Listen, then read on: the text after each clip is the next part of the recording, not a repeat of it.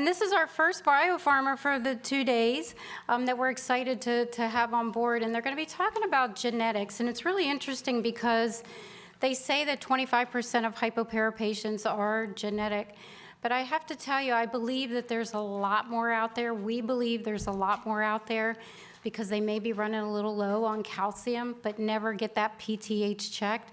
And they don't understand, like, the symptoms that tingling lips or whatever. As a kid, Bobby, Sue, and Joe doesn't have the same thing. So they don't understand that maybe they are having symptoms and they don't get it checked. So our mission, one of our missions at Hypo Association is to really be able to try to find more patients that need our help, especially in the genetic category. So we're excited to bring to you today first is Arun Mathews. He's the head of medical affairs at Calcilytic Therapeutics for Bridgebio Pharma and a new daddy. Welcome over.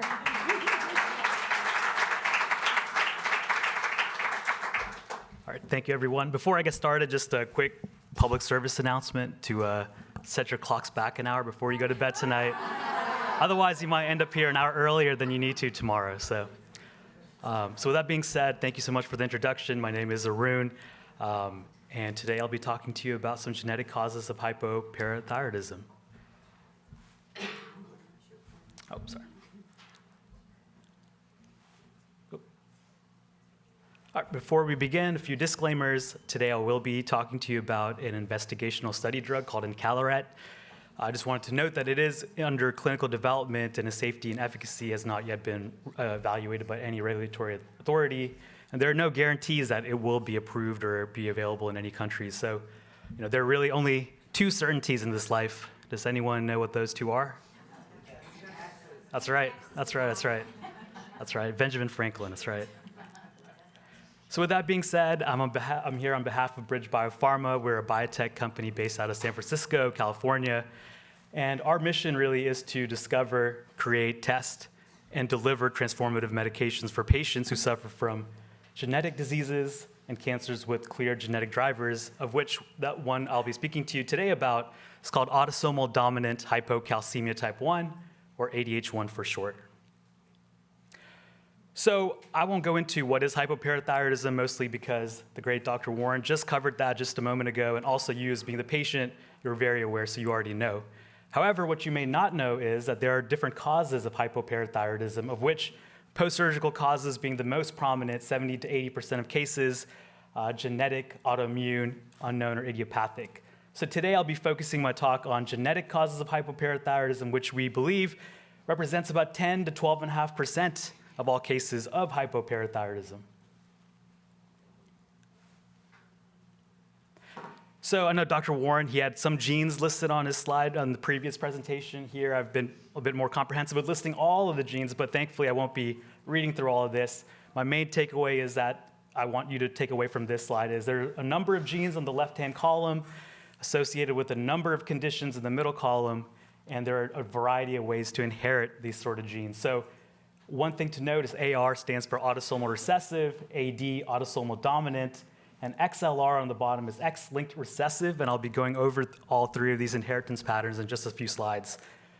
So the genes listed on this slide are associated with disorders of how the parathyroid gland is formed.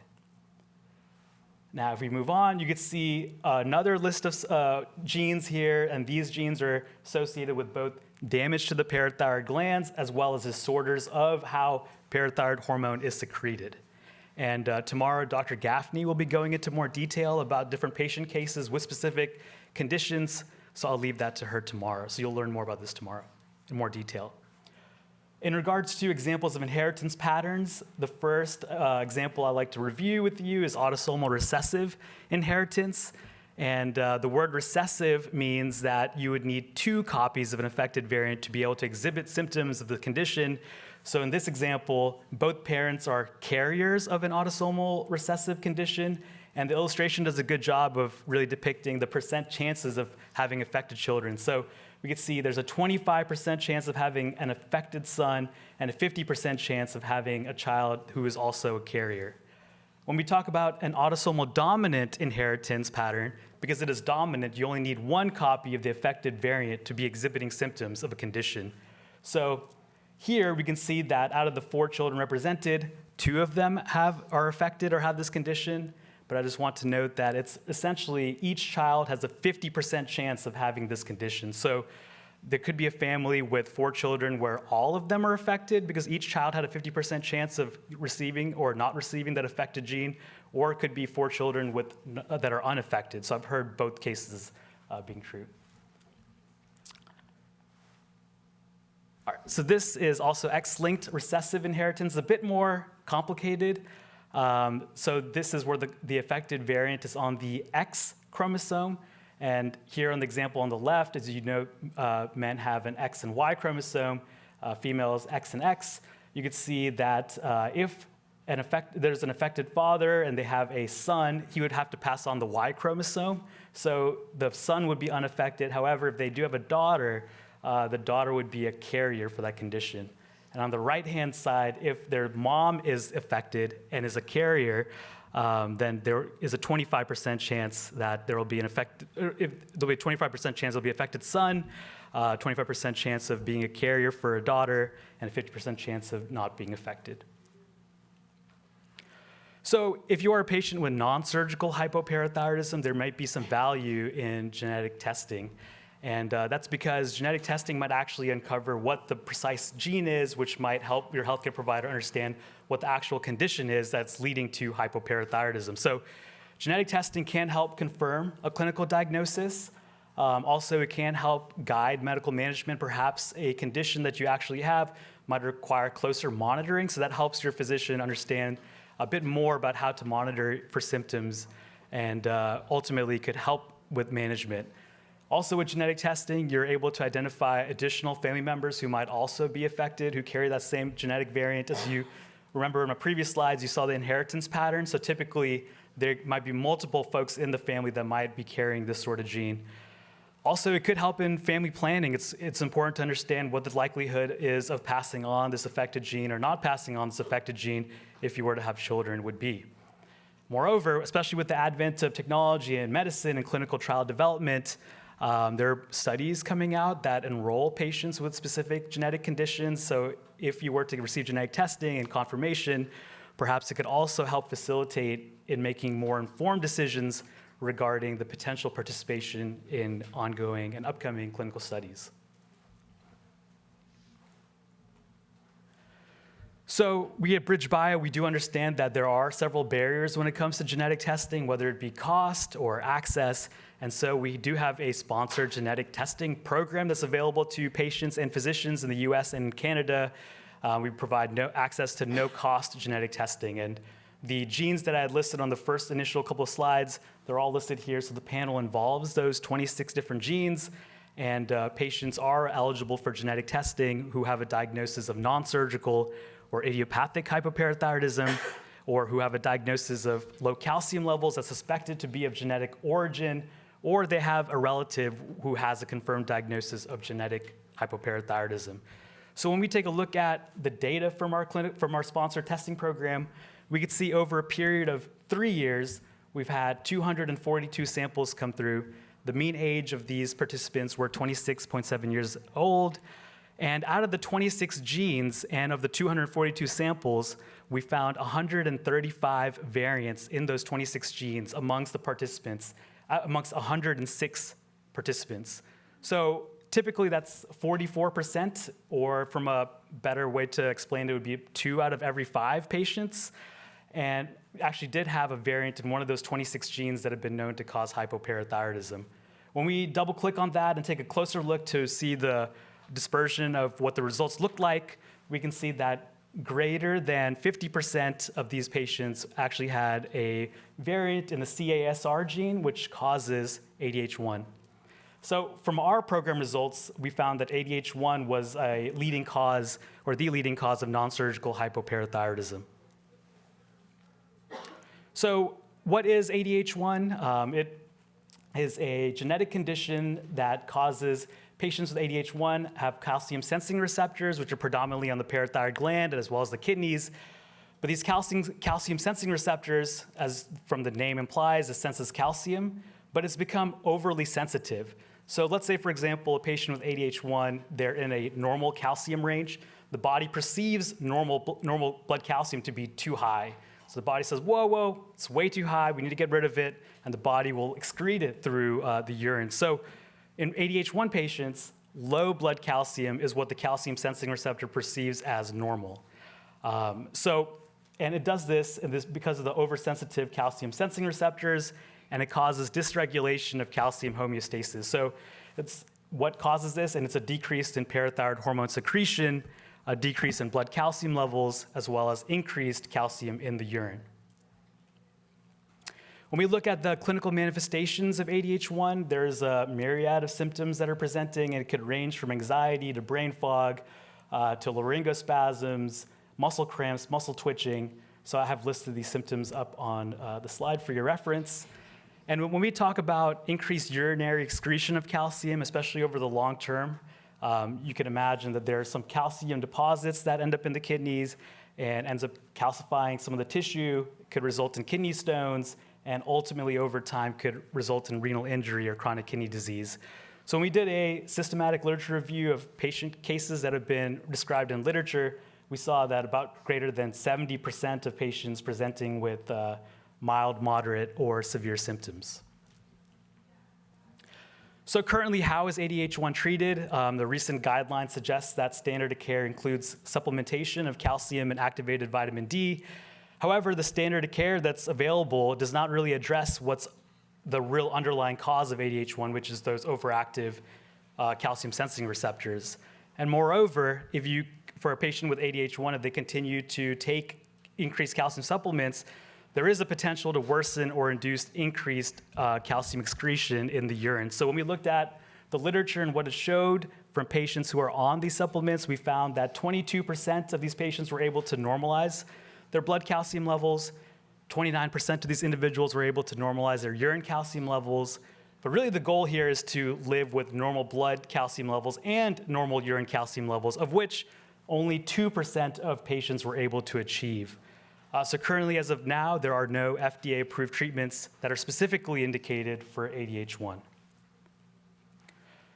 So encaleret is an investigational oral calcilytic agent that we're studying for a potential treatment for ADH1.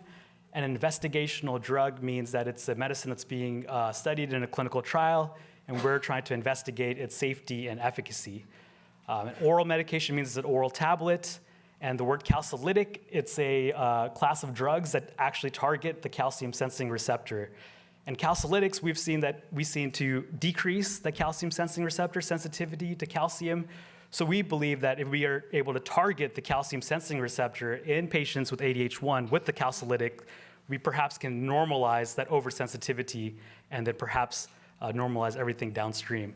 So encaleret, it's really being studied to evaluate its effects on low PTH, low blood calcium, and high urine calcium in adults with ADH1. We currently have a phase 3 study that is ongoing, as you can see in the schema up here, and tomorrow, Drs. Gaffney and Drs. Roscoe will go over this in more detail. However, I just want to point, big picture, patients will be randomized 2-to-1 to the encaleret or the supplementation arm. So that means if there are 3 patients, 2 would be randomized to encaleret, 1 to standard of care, for a period of 24 weeks in total, after which patients have the option of joining a long-term extension where they can continue to receive study drug. And if patients on the standard of care supplement arm have the option of also joining the long-term extension and transitioning over to the study drug encaleret. And what are we looking at? It's really the proportion of individuals who have a blood calcium within the target range and normal 24-hour urine calcium levels. So this is a global study. We do have clinical study sites around the world, predominantly in the US. We also have sites in the UK, Europe, Australia, Japan, and Canada. And we anticipate being able to share results from this study with you in 2025, so next year. So with that being said, I could really stand up here and talk about ADH1 for many hours. However, the real teacher of what living with a rare condition is the actual patient themselves. So here we have a video of Jessica. If you could cue up the video, please. We have a short video of Jessica who actually talks about living with this genetic condition and how it feels to live with ADH1.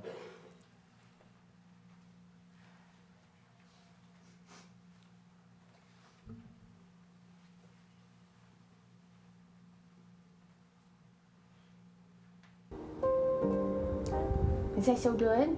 You want your water? Sure. Yeah.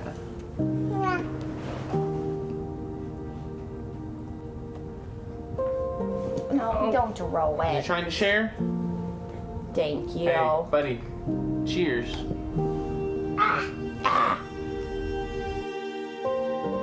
I actually was diagnosed minutes after I was born. I was already showing low calcium symptoms. I'm not sure if I was in tetany or my blood work was flagged because they already had like the neonatal doctor team involved because I was born a month early. So they were doing more of the panels and things like that checking, and they saw that my calcium was dangerously low. They called the endo team immediately over. She pretty much diagnosed me without even like seeing me because she saw like the parathyroid hormone level and then the calcium, which were both non-existent. Pretty much my mom was getting stitched up and she was being told that, yeah, your daughter has this condition. She's gonna be in the NICU probably for 6 weeks because there was so much not known about ADH1 in babies. And at that time they thought it was just HypoPARA. So they're like, this is all that we know right now.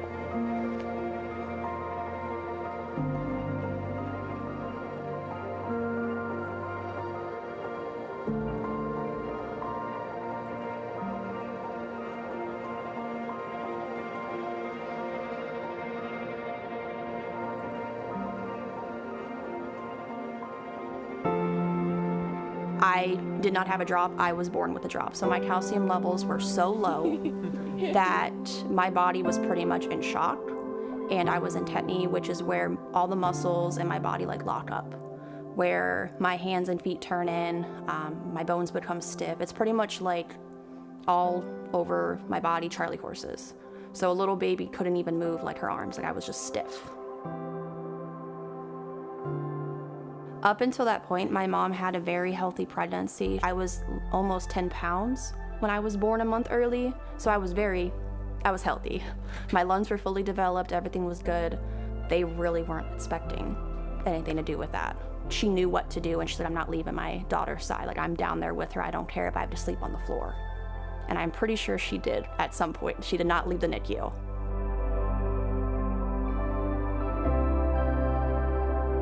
So I know once I was home, I had to go back to All Children's every day for probably the first year of my life and get labs done for calcium.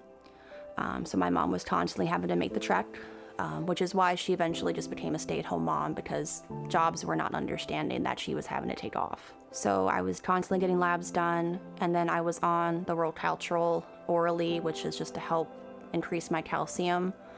And I was on that at pretty large doses as a baby, and that worked out really well up until about like 2 or 3. And then that's when I passed my first kidney stone. And then that's when my endocrinologist ordered a scan and saw that the sensor also on my kidneys as well as the sensor on my parathyroid is gone, which is what prompted the ADH1 testing. Because she didn't even think to check the kidneys because all my levels, like through blood work, the kidneys were doing fine. So it was just overloading my kidneys to the point where they were just creating stones. And I remember my mom telling me that during an ultrasound, the first one, it lit up like a Christmas tree from the crystals. And I remember her looking panicked, and she looked at me and she's like, look, it's just diamonds. You're just bejeweled. It's okay. God made you sparkly. That's really what prompted kind of more intensive care for the ADH1 is after that, because my doctor realized it's not just the normal HypoPARA. It's not just the blood calcium that we gotta be worried about now. I would refuse to eat to the point where I would have to have like those boost shakes because I couldn't handle anything. With any sickness, I'd be out of school for 2-3 weeks, possibly go into the hospital with a high fever. It would be like a roller coaster. Because sometimes they would drop, and then sometimes they would go too high, which, I mean, tetany if they're low, but then if they're too high, I would pretty much go into a horrible migraine episode where I couldn't even open my eyes because the pain in my head would be so bad.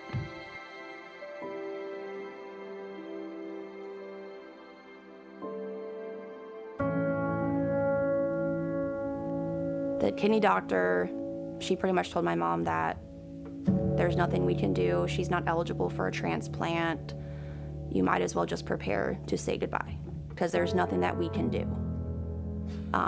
Which, if you know my mom, she does not take no lightly. She became crazy mom, and that is how I pretty much got into the NIH protocol at age 6. Because she's like, I'm not giving up on my daughter. There's no way that this is it. She was willing to do everything, anything and everything, to make sure that I was getting the proper care.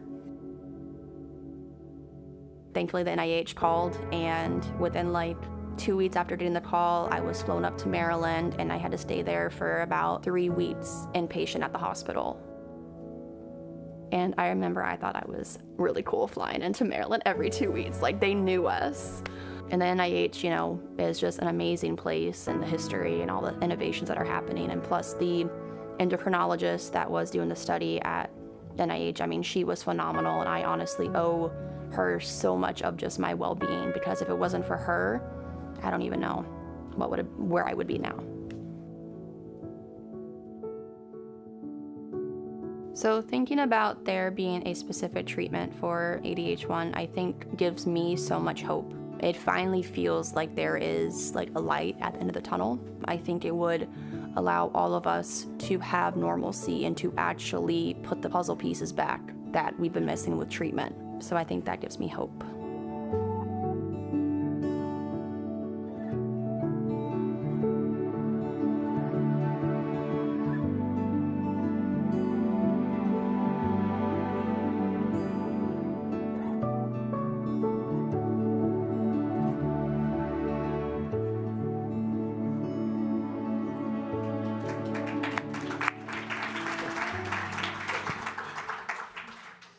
I hope you enjoyed that story of Jessica sharing her perspective of living with a rare disease called ADH1.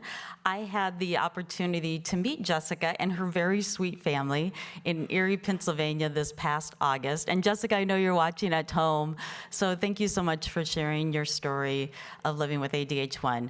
My name is Deb Howes, and I am the Director of Global Patient Advocacy at Calcilytics, a Bridgebio company, and I have the opportunity to hear many patient stories of living with a rare disease. And one story I want to share quickly with you is I too am living with a rare disease. About 20 years ago, I was first diagnosed with thyroid cancer, papillary carcinoma, and then shortly thereafter, I was diagnosed with a rare disease called neuroendocrine cancer. And so I did what any person does. What you're not supposed to do, I went online and started to Google everything. And then I did the smart thing. I found a patient advocacy group. And I went to a conference 20 years ago. And I remember when I first went to the conference, I walked in, and actually I say conference, but it was more of a well-organized patient gathering. It was not like this. But one of the conference organizers, one of the patient advocacy leaders, she came up to me and we did our introductions, and you tell your story. And then she said something that has stuck with me for over the last 20 years. And she said, "You are not alone." And that gave me so much comfort, because at the time I was very scared. I was going in for my first of 2 liver resection surgeries, and I wanted to find out more information. And going to that well-organized gathering, that helped. And I have a feeling that's what James Sanders and Bob were thinking when they organized HPA, and what Patty and Michelle have done so wonderfully now is they have created a community where you can come, you can share your story, you can learn, and you can learn about new programs. And so thank you for giving me the opportunity to share a new program with all of you. So one of the things Arun had talked about was ADH1, and an ADH1 diagnosis is confirmed through a genetic testing. And if you don't know if you have ADH1, you can request a referral for a genetic test from your doctor. And the next step, talking to your doctor before genetic testing, can help you understand what tests mean for your health and your family. So getting an ADH1 diagnosis comes through genetic testing. It involves looking at possibly your blood, saliva, or other tissues to find changes in an individual's genes, and these genetic changes may cause an increased chance of certain medical conditions. So to diagnose ADH1, you do need to have a genetic test. And Arun talked about the provider or the doctor-initiated genetic testing program. I'm going to talk to you about the patient-initiated genetic testing program and counseling. We also provide counseling, and this is a no-cost program for people living in the United States. And so the first step, this is going to be a quick overview of this, but the first step is having that initial consult, and you talk with a genetic counselor by phone to review eligibility criteria. So one of the things I will show at the end of my presentation is how the patients will contact the genetic testing company. And for this specific no-cost genetic testing program, this is the eligibility criteria. You need to live in the United States. You need to be 18 years or older, or if your parents and your children are younger than 18 years of age, and then have any one of the following: a diagnosis of non-surgical hypoparathyroidism, hypocalcemia suspected to be of genetic cause, or a relative diagnosed with a genetic hypoparathyroidism. And then the second step, once you find out if you meet the criteria, then you're going to talk with a genetic counselor, and they're going to figure out, and with you, if you will do the blood draw or the saliva. If it's the blood draw, you can go to a lab and get that done, or with the saliva, they can also mail you the kit to your home. And the best part is they'll use prepaid packaging, so you can mail it back then, once the sampling is taken care of. And then a couple weeks later, this usually takes 2 to 4 weeks, then that gives enough time for them to do the analyzing of the sample, and then they're going to pull together a summary report of this. And they will then send it to you, so you will have time to look at it. And then they will also schedule an appointment with a genetic counselor. And this is the last step. So once you have that appointment with the genetic counselor, they will go over the summary with you. And please remember, sometimes these summaries are very detailed, and so you're going to need to think those questions. I know when I see these reports, they can be overwhelming. So really, really take time to look at this and then ask those questions with that genetic counselor. And they will use plain language. And if you have to call back a second time, they will. And they can also send that summary to your provider if you choose to do so. So that was a quick overview of the patient-initiated no-cost genetic testing program. There's a couple ways in which you can find the program. There is, on the third bullet down, there's a website, and on that website, there's a lot of different information on there. We have videos, we have a Q&A section, and all the contact information is there. On Bridgebio's page on HPA's website, they also have Arun's program that he mentioned, the provider-initiated program, and then the no-cost patient-initiated program as well. You can contact me. My email address is there, or you can contact medinfo@bridgebio.com. So that was a quick summary of that. I also have handouts with me, and thank you so much for letting us talk today. I look forward to meeting all of you. We have a booth out there, and you're more than welcome to stop by and grab some literature. So thank you. All right, let's give it up for Deb and Arun. All right, we have a few minutes for questions for either one of these guys. Anybody have any questions in the room first? And then we'll move on to online. I know we have some online, right? Yeah. Okay, let's go with Michelle. Does the genetic testing you offer cover more than what has typically been done in the past? Is it worth repeating a genetic test if you've already had one done? Yeah, so it may be worth repeating if the panel that the person first was initially tested on was some other panel of genes outside of the 26 that have been described in literature to cause hypoparathyroidism, so perhaps it might be worth getting another test. And also, over time, these variants that are classified or detected, might be potentially additional literature or evidence behind moving these variants along the spectrum. So variants could be identified in a couple of ways. Variants could be identified as benign or likely benign, variant of uncertain significance, likely pathogenic or pathogenic. So that's pretty much the entire scale of what a variant could be defined as. And that definition could move based off of the clinical information and evidence that perhaps could be published or even found in the clinical setting. So if this individual was tested before and it was a different panel, perhaps it might be beneficial to get retested, but I would definitely consult their healthcare provider.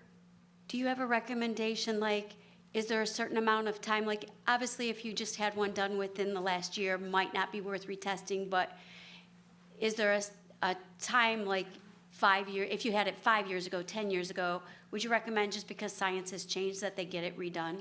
Yeah, I wouldn't necessarily put a time limit on it per se, but I would note that medicine and research is continuously evolving, and Dr. Manstead can especially attest to this. There are new genes that are being discovered that can cause hypoparathyroidism. So perhaps I would certainly keep my eyes and ears out to go see if there's any new novel genes that have been identified, and then perhaps at that point consider getting retested.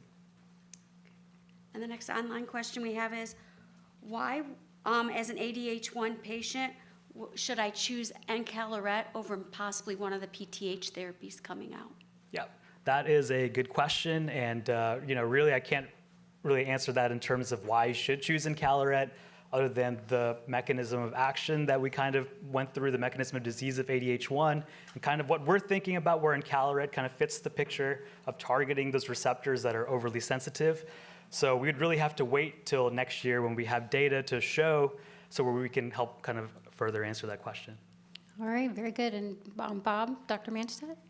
Yeah, thank you very much. Arun, we share the excitement about encaleret, and we are involved in this clinical trial, which is really an amazing personalized medicine for this rare genetic disease. My question for you is, in addition to this potential new treatment for ADH1, can you tell us a little more about what research is being done that might actually be relevant for other, like post-surgical hypoparathyroidism? Yes, so tomorrow Dr. Hartley will be talking exactly about that. She is conducting a small proof of principle study at the NIH in post-surgical patients. And I promised NIH that I would not overlap with any of their topics. So Dr. Hartley tomorrow will be covering that, as well as the initial data that she has gotten from that program. I have another online question Yes. that asks, is there ever any reason why a post-surgical patient should consider genetic testing? Yeah, that is a good question. And, perhaps, post-surgical patient really depends on the origin of hypoparathyroidism and why they're post-surgical. There is a chance that they could have had a genetic condition and then had some sort of surgery on the neck after the fact. So there is a small likelihood, but I would definitely consult with the healthcare provider before. Okay, Bob? Yeah, I have a question. Just curious, when you say clinical trial, what's the difference between a clinical trial versus an FDA phase 1, 2, and 3 trials for approval of a drug? Is there a difference between the two? Sorry, so your question is, what is the difference between a clinical when you're saying clinical trial, sure. okay? Sure. And we have a clinical trial. What is the difference between just a clinical trial versus the FDA's phase 1, 2, and 3 trials where you get approval for a medication? What's the difference? So there are different phases towards clinical development. So initially, a molecule would need to be tested in, perhaps animals or in a healthy population to go see exactly what the pharmacodynamics, pharmacokinetics are of the medication, if there's any adverse events that are flagged. That's typically early clinical development. If that's proven to be safe, they typically advance that molecule to a phase 2 studies where they initially study the study medication in the population of patients who have that condition. And they kind of go see what the data looks like. And if that looks positive, then they advance to what they refer to as a phase 3, or almost like a pivotal or registrational study. That is typically a study where it's compared. There's another comparator to compare the study drug to. And if the data looks good, then the FDA has the potential to give you an approved therapy or an indication for that disease state that you're studying the medication in. So it's... This is phase 3? Yes, that's right.